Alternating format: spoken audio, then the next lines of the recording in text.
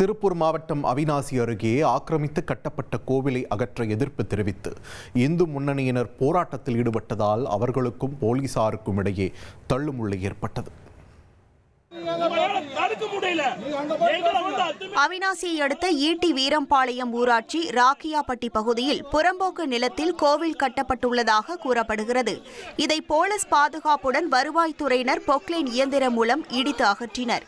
இதற்கு இந்து முன்னணியினர் எதிர்ப்பு தெரிவித்து போராட்டத்தில் ஈடுபட்டனர்.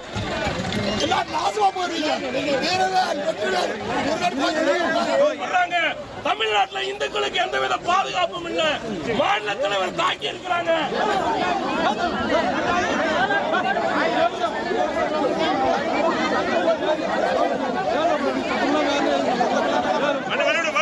அப்போது அவர்களுக்கும் போலீசாருக்கும் இடையே தள்ளுமுள்ளு ஏற்பட்டது.